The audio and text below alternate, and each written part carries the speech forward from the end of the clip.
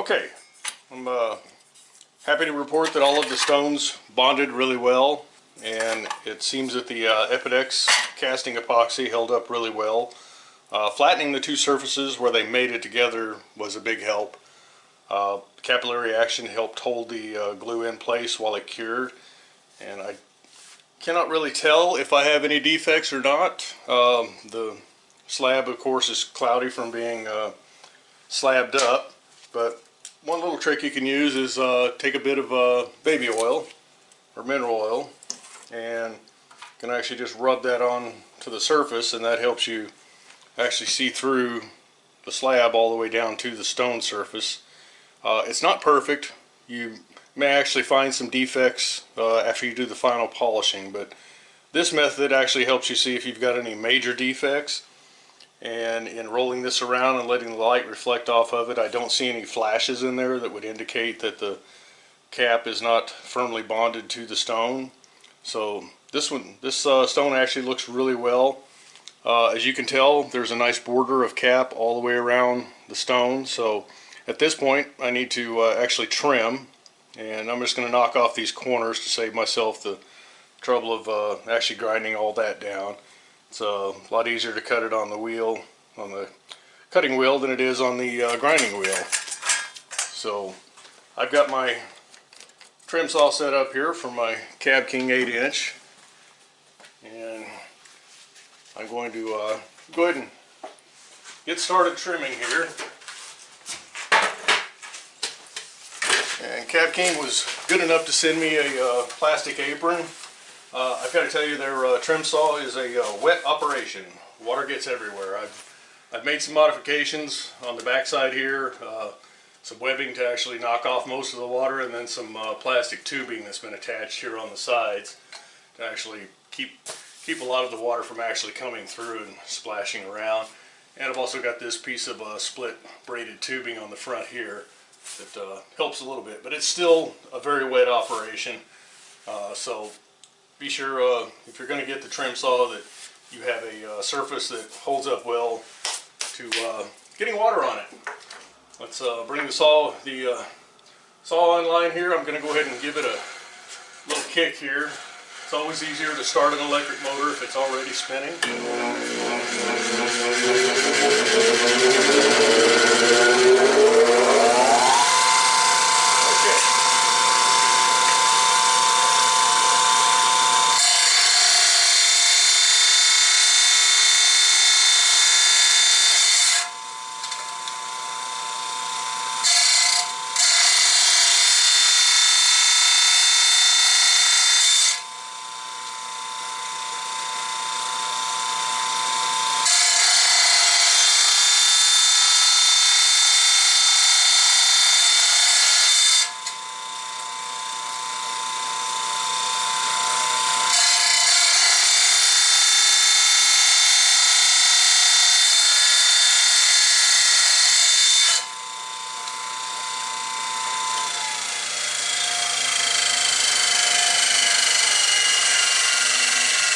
Okay, as you can see, all the corners have been knocked down. That leaves a lot less to actually grind away.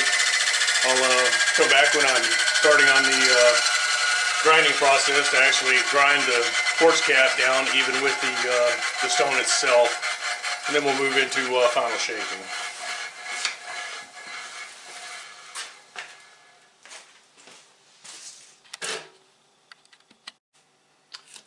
Okay. Here's a stone that I've glued up. This is a slab of BC Ocean Picture stone. It's been bonded to a piece of quartz crystal. And as you can see, I've got a border of quartz crystal all the way around it. Here in front of my Cab King 8-inch, and I'm going to trim down the quartz crystal to meet up with the edges of the BC Ocean Picture stone. I'll come back to you after I finish that part of it.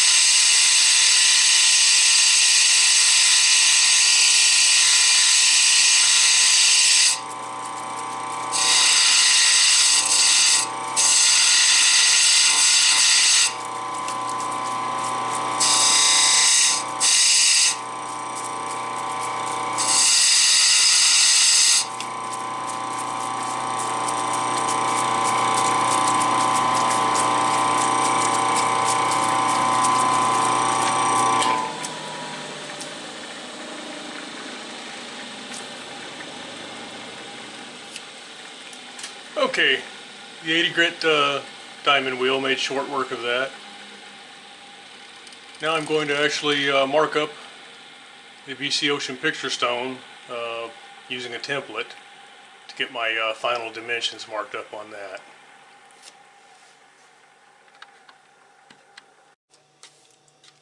Okay, for this step I'm ready to mark up the stone here. I've already used a fine tip Sharpie and my aluminum template here to actually scribe out the dimensions, the final dimensions for this stone.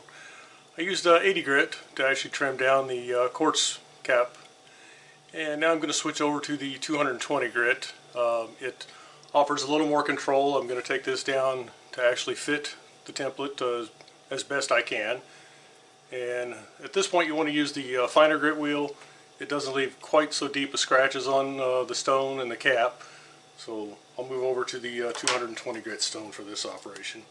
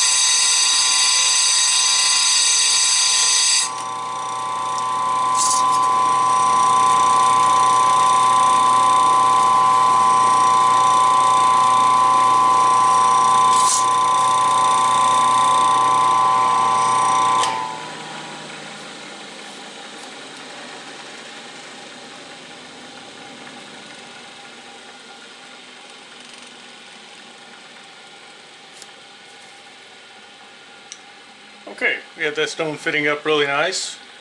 Fits the template really well. So,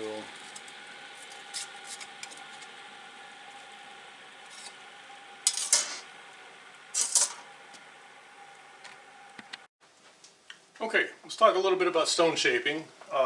Here I've made a representation of a profile of a quartz cap that's bonded to a stone, in this case a doublet. And we are going to look for a shape that brings the final shape down from the center of the stone. We're going to bring that down so that there's a curve all the way around. And as we get out here close to the edge, we're going to start turning that down just a little bit. So we'll actually be removing all of this stone.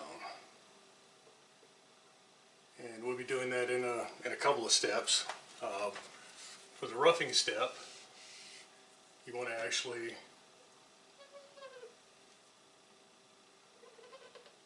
and roughing, I mean like 220 grit. We're actually going to form a cut along this edge. We're going to stay away from this part here. We're going to leave this a little bit high at this point, and we'll take another facet off of here, and then a very fine cut off of here. And the idea is that you leave enough of the stone so that when you move on to the next step, you can actually remove all of that surface with this next step. And you want to have a little bit left over after each step for the next step to actually remove just the skin. So we will actually, from the roughing step, we'll actually wind up with something that looks closer to our final step here, where we'll actually start to round this whole thing up a little bit, still leaving a little bit of extra here. You don't want to quite get down to this edge just yet, and you want this to be a little bit rounded all the way across. And then you can start moving into your final polishing steps. And when you do that, you're basically going to take this pretty much all the way down to its final shape. And the idea is that this curve begins just after this junction between the stone and the cap. And the idea of that is that this is probably going to get set in a bezel, and that bezel is going to wind up being just a little bit above that curve part. So it only really needs to catch that little bit of curve shape right here to actually hold the stone from lifting up. And the idea is that the bezel will cover this junction between the cap and the stone. Now, something to bear in mind for the final shaping, and I address this later, is when your silversmith actually bonds or solders this bezel to the back plate, they're going to use solder, and there's going to be a little bit of fillet left over right here in the corner, and that's going to happen probably on both sides. And at this point, you want to make sure that your silversmith actually doesn't have to worry about that fillet interfering with the fit of the stone. So you want to break this corner on the bottom edge so that the stone fits all the way down against the back plate, and ideally it will sit just a little bit away from that fillet so that the stone is not sitting on that fillet. If it's sitting on the fillet, it won't be able to come all the way down and sit flush against the back plate. So that's something to bear in mind for your final shaping, and I'll address that a little bit later in the polishing step and final shaping for the back of the stone. That's a different operation. But ideally you will wind up with a shape that has a curve all the way across so that you always have an outside face that is being addressed by the wheel. You want to avoid flat areas. Flat areas are some of the hardest to polish. They can just present all kinds of difficulties and problems for you later on. So try to end up with a shape that is an outside curve all the way to the center, and then carry that right across to the other side. So that's the basic shaping philosophy behind a cabochon that we're going for here, and in particular for your quartz cap. Okay. Taking one of the stones that I've actually trimmed up, I've marked the edge up with a wide Sharpie marker, and we'll begin shaping this. I'm going to begin with the 80 grit wheel, just for the rough shaping.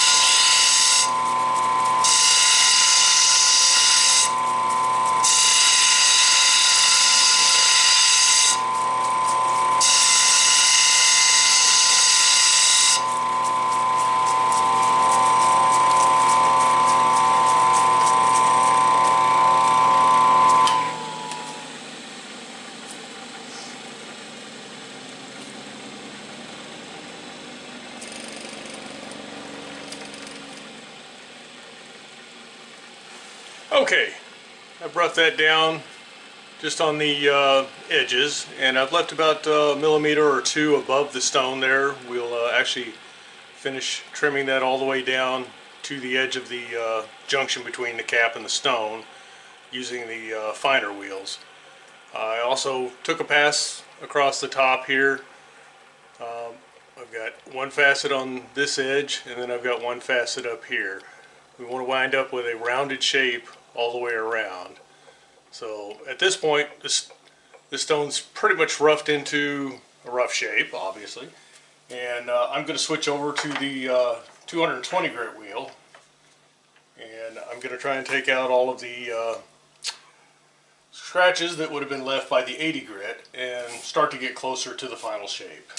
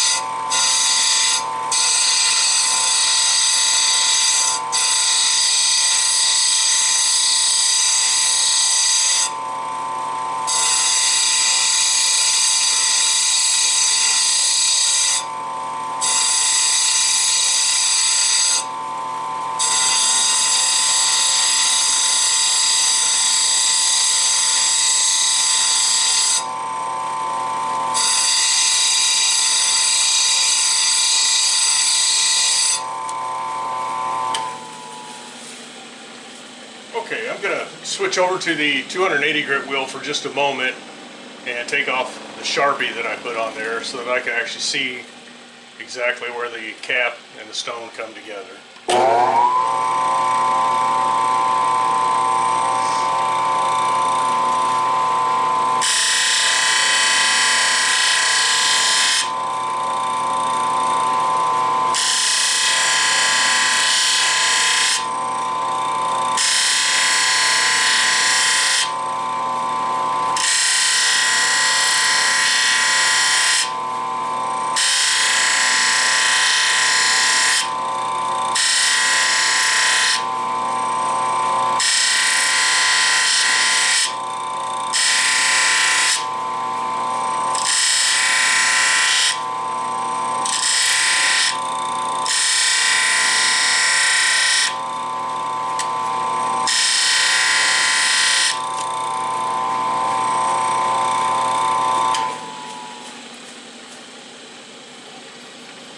Okay, that did a good job of cleaning up the edges there. I can actually see where the juncture between the cap and the stone is now, so that's going to help with the final shaping. Move back to the 280 grit wheel here, or 220 grit wheel.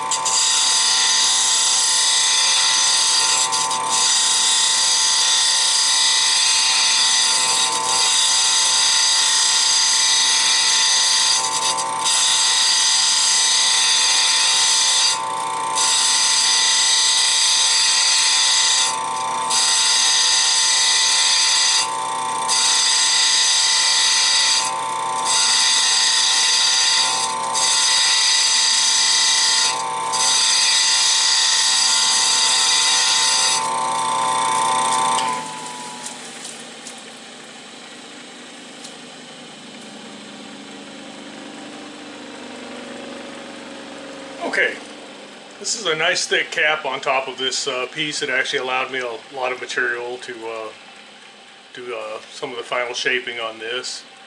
I've actually I've left about a millimeter to 3/4 of a millimeter junction still there between the interface between the stone and the cap, and that of course will be taken off in the next step and get that down closer to that junction.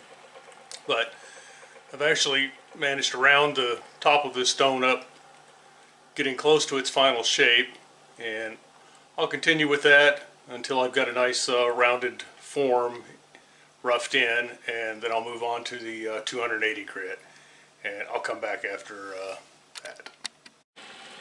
Okay, after a few more minutes on the 220 grit stone, I've got this pretty well roughed in to close to its final shape.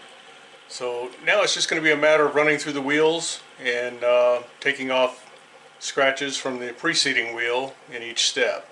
So I've left myself a little bit of a skin across the entire surface so that I'm sure to be able to take off enough material to get rid of the scratches from the previous operation.